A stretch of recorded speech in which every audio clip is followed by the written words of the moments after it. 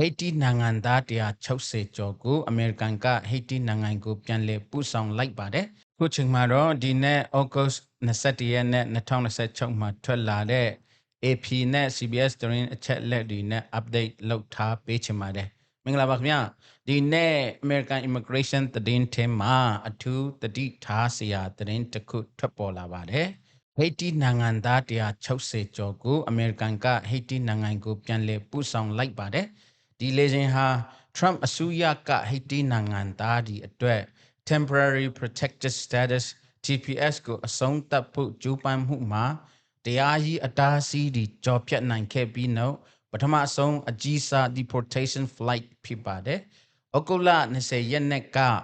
လူ160ကျော်တင်ဆောင်လာတဲ့လေယာဉ်ဟာဟိတီနိုင်ငံမြို့ပိုင်းက Cape Haitian မြို့ကိုရောက်ရှိခဲ့ပါတယ်။ ဒီနေရာမှာအရေးကြီးတဲ့အချက်တစ်ခုရှင်းပြချင်ပါတယ်။လေယာဉ်ပေါ်မှာပါလာတဲ့လူ160ကျော်အလုံးဟာ TPS ကန်ထားသူတွေကြီးပဲလို့မဆိုလိုနိုင်ပါဘူး။ဟိတီနိုင်ငံ National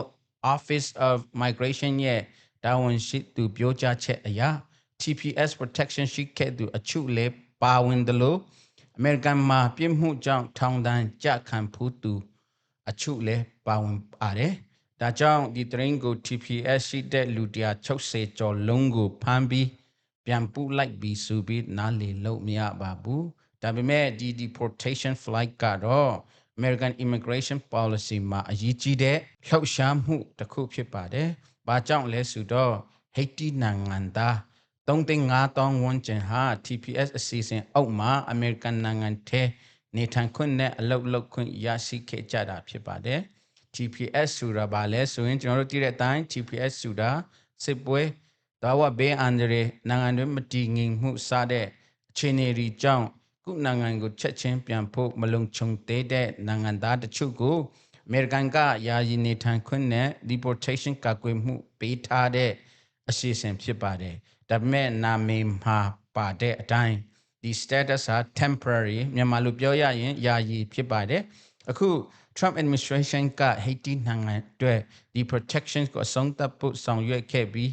တရားရုံးဆိုင်ရာဆုံးဖြတ်ချက်တွေကလည်းအစိုးရရဲ့လှုပ်ဆောင်မှုကိုဆက်လက်အကောင့်ထေဖော်နိုင်ဖို့လမ်းဖွင့်ပေးခဲ့ပါတယ်။ဒီသတင်းမှာစိတ်ဝင်စားစရာနောက်တစ်ချက်ရှိပါတယ်။ပြန်ပို့ခံရတဲ့လူတွေကိုဟိတီနိုင်ငံရဲ့မြို့တော် Port-au-Prince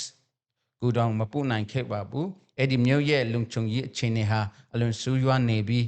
gang violence ကြောင့်အန္တရာယ်များနေတဲ့အတွက်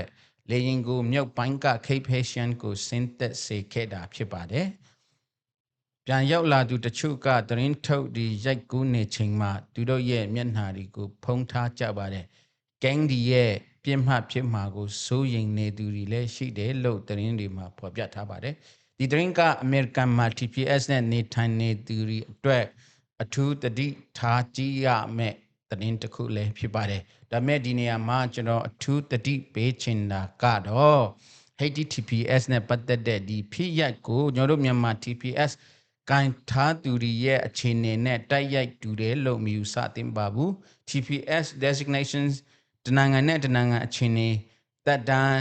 တရားရေးဆိုင်ရာအခြေအနေတွေမတူနိုင်ပါတယ်။ဒါကြောင့်ကိုယ့်ရဲ့ immigration status နဲ့ပတ်သက်ပြီးချိုးရင်နေသူတွေအနေနဲ့ Facebook TikTok ပေါ်ကသတင်းတစ်ခုကိုကြည့်ပြီးချက်ချင်းကြောက်ရွံ့မနေပဲ USCIS DHS တို့ရဲ့ official announcement တွေကိုစစ်ဆေးဖို့နဲ့လိုအပ်ရင် immigration attorney နဲ့တိုင်ပင်ဖို့ကအရေးကြီးပါတယ်။ဒီနေ့ရဲ့အဓိကသတင်းကတော့ Trump administration ရဲ့ Haiti TPS အဆုံးသတ်ရေးလှုပ်ဆောင်မှုတွေ